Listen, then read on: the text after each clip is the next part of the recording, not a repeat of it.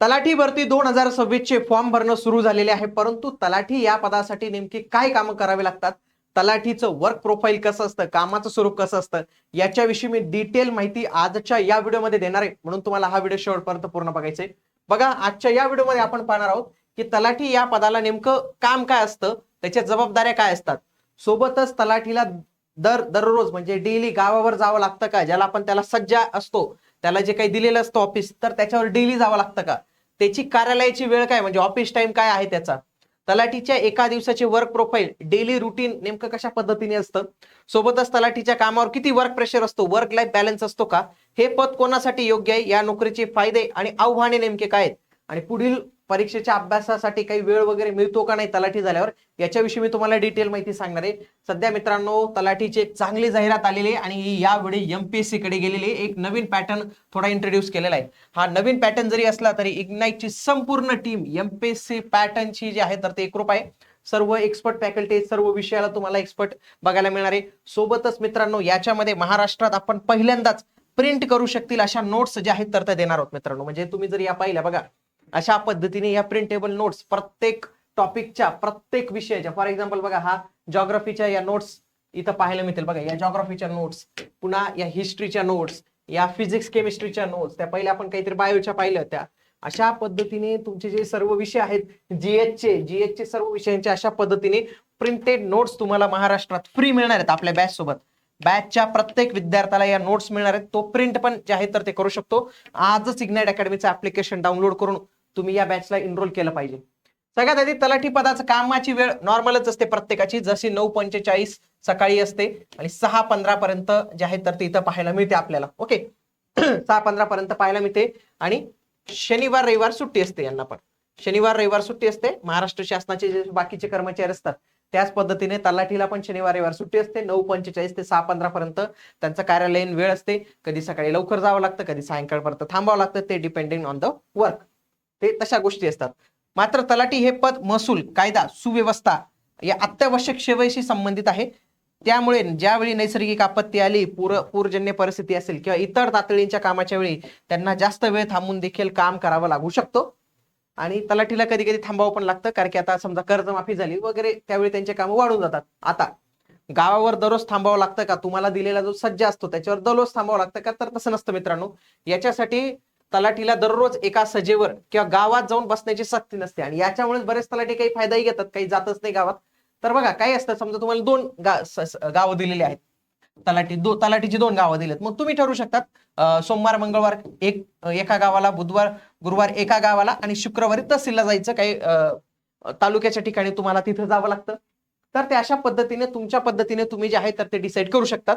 Okay, एकदा, कारण की एका तलाठ्याकडे असं होतच नाही की एखादं एक स्पेसिफिक गाव असेल, जर ते गाव खूप मोठं असेल तरच ते असतं, नाही तर अन्यथा त्याला 2-3 गावांचा चार्ज जो आहे तर तो दिला जातो. तर त्या पद्धतीने असतात. त्याच्यानंतर सुट्ट्या मिळतात का, सुट्ट्या भरपूर मिळतात मित्रांनो. वाटल्यास तुम्ही जर मला कमेंट कराल की सर सुट्ट्यांवर एक व्हिडिओ बनवा, तर मी तुम्हाला एक डिटेल सुट्ट्या सांगू शकतो की अर्न लिव्ह किती असतात, कॅज्युअल लिव्ह किती असतात, मेडिकल लिव्ह किती असतात, अर्जित रजा किती असतात, प्रसूती रजा किती मिळतात, पॅटर्निटी लिव्ह किती मिळते. तुम्ही फक्त मला कमेंटमध्ये पाठवा की यस, ऍटलिस्ट टाईप करून पाठवा की सर यस एवढं कमेंट करा. मी तुम्हाला वाटल्यास सुट्ट्यांवर एक डिटेल व्हिडिओ देतो, म्हणजे तुम्हाला कळूनच जाईल की तलाठीला नेमक्या किती सुट्ट्या मिळतात. त्याच्या माध्यमातून आणखी थोडं मोटिवेशन तुम्हाला मिळेल. तर पुढील तयारीला तुम्हाला एक चान्स आहे की शनिवार रविवार जे आहेत तर ते तुम्हाला सुट्टी इथं मिळत असते, त्याच्यामुळे ते तुम्हाला पुढील अभ्यासासाठी ते कामात येतच. तलाठी हा महसूल विभागाचा डोळे आणि कान आहे. हा एकदम शेवटच्या लेवलला राहून काम करतो. महसूल विभागाचा कुठलाही काम जर असेल, जर तलाठी नसेल ना, होणारच नाही. तलाठी नसेल तर जमिनी संदर्भाचे कामच होणार नाही. म्हणून शासनाचे हा डोळे आणि कान आहे मित्रांनो एका पद्धतीने.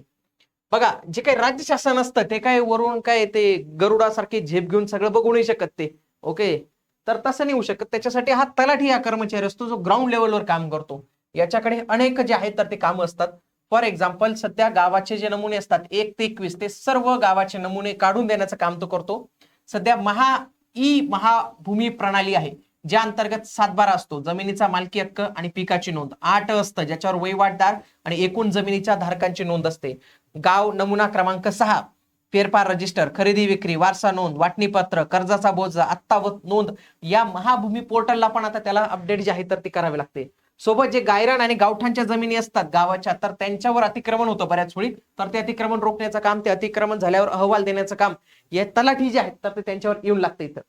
त्याच्यानंतर एक जो महत्वाचा कायदेशीर अधिकार असतो तो म्हणजे महसूल आणि कर वसुलीचा असतो. बघा, शेतसारा, पाणीपट्टी, शिक्षण कर, रोजगार हमी कर, पंचायत समिती उपकर इत्यादी सर्व कर वेगवेगळ्या ठिकाणी जे असतात तर ते शासनाच्या तिजोरीमध्ये जमा करण्याचं काम, तशी जप्ती नोटीस पाठवण्याचं काम या तलाठीकडे जे आहे तर ते असतं. मेन जे तलाठीचं जे खरं काम दिसतं ना ते म्हणजे नैसर्गिक आपत्ती आल्यावर, जसं अतिवृष्टी असेल, गारपीट असेल, दुष्काळ असेल, तर त्यावेळी तलाठी आणि कृषी सहाय्यक या दोघांना मिळून नुकसान भरपाईचा पंचनामा काम करावं लागतं. लक्षात घ्या. आता समजा कर्जमाफी करायची, तर कर्जमाफीचा सगळ्यात मेन जो खेळाडू असेल ना, जो प्लेअर असेल, ज्याच्यामुळे कर्जमाफी सक्सेसफुल होईल, योग्य व्यक्तीपर्यंत जाईल, तो म्हणजे तलाठी आहे. तो म्हणजे तलाठी आहे. समजा शासनाला एखादा प्रोजेक्ट जाऊ द्यायचा मित्रांनो, समजा समृद्धी महामार्ग होता, समृद्धी महामार्ग आहे. आता समृद्धी महामार्ग जिथून जाणार आहे, ज्यांच्या ज्यांच्या जमिनी जाणार आहेत, त्यांच्यासाठी तलाठी हा लय महत्वाचा होऊन गेला. कारण की त्याची जी नोंद, मग त्याची कोणती पिकं होती, कोणती झाडं होती, कारण की शासन त्याची पण भरपाई देतं ना.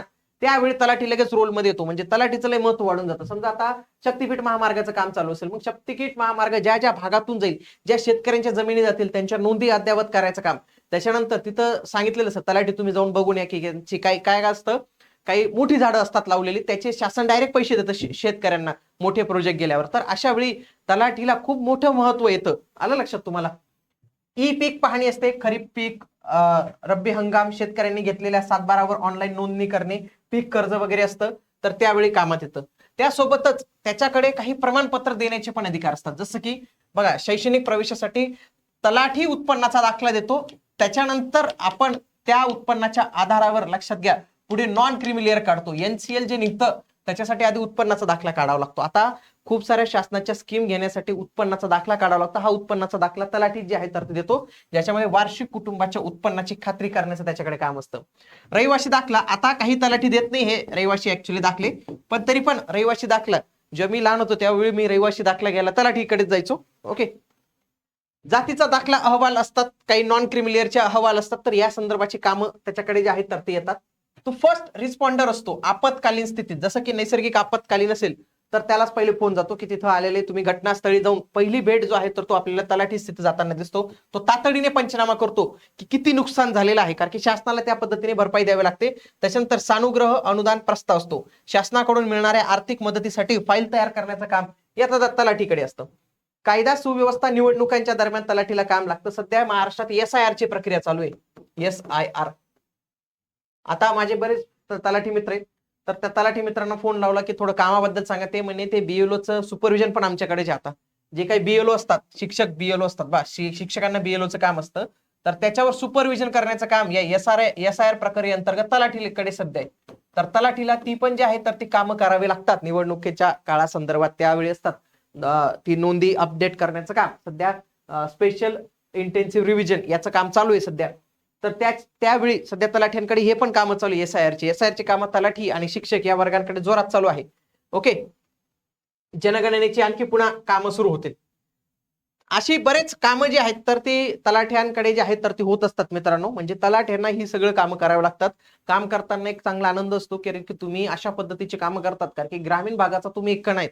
म्हणजे तुमच्यामुळे अनेक लोकांच्या जीवनात जो आहे तर तो आमूलाग्र बदल होऊ शकतो. हा आमूलाग्र बदल करण्यासाठीच आपल्याला आधी अभ्यास करावा लागेल, आणि या अभ्यासासाठी इग्नाइट अकॅडमी तुमच्या सोबत आहे मित्रांनो. इग्नाइट अकॅडमीने या बॅच मध्ये तुम्हाला एकदम दर्जेदार नोट्स मिळणार आहेत, ज्या महाराष्ट्रात तुम्हाला कुठंच मिळणार नाही, कुठल्याच बॅच मध्ये नाही. एकदम प्रिंटेड स्वरूपाच्या. मी तुम्हाला आधी पण दाखवलं, आता पण दाखवतो. बघा, कुठलाही टॉपिक झाला, समजा हा टॉपिक झाला, तर या टॉपिकवर MPSCचा कुठला PYQ होता का, तो लगेच इथं दिलेला आहे मित्रांनो. बघा, लगेच इथं दिलेला बघा, MPSC कंबाईन ग्रुप सी चा. ग्रुप सी म्हणजे आपली तलाठीची परीक्षा या ग्रुप सी मध्ये होणार आहे. समजा हा एवढा प्रकरण घेतला, बघा इथं लगेच हा 2022 ला आलेला प्रश्न. इथं बघा हे घटना दुरुस्ती घेतली, बघा इथं हा लगेच आलेले प्रश्न. म्हणजे PYQ प्लस तुमचे हे अशा पद्धतीचं प्रत्येक घटकाचं स्पेशल ज्ञान, हे सर्व याच्यात तुमचं कव्हर केलं जाणार आहे एकदम व्यवस्थित पद्धतीने. असे नाही की मोठमोठे पॅराग्राफ दिले, टेबल स्वरूपात, नोट स्वरूपात एकदम छान माहिती दिलेली. आणि या सर्व नोट्स जे कोणी उमेदवार बॅच घेणार आहेत त्या बॅचच्या सर्व उमेदवारांना या नोट्स फ्री भेटणार आहेत. आणि या नोट्सचं महाराष्ट्रातलं वैशिष्ट्य म्हणजे प्रिंट करू शकणार आहेत, फक्त मोबाईलमध्ये पाहता येईल असं काही नाही. डायरेक्ट झेरॉक्स दुकानावर जाऊन तुम्ही प्रिंट करू शकतात, अशा पद्धतीने या नोट्सची रचना असणार आहे. म्हणून विनंती असेल की जर तुम्ही तलाठीची तयारी करत असाल तर तुम्ही ही महाराष्ट्रातली सर्वोत्तम बॅच जॉईन केली पाहिजे, ज्याच्या माध्यमातून तुमची एक चांगली तयारी होऊन जाणार आहे. एमपीएससी पॅटर्नची एक ओरिजिनल बॅच जी आहे तर ती तुम्हाला इथं पाहायला मिळणार आहे.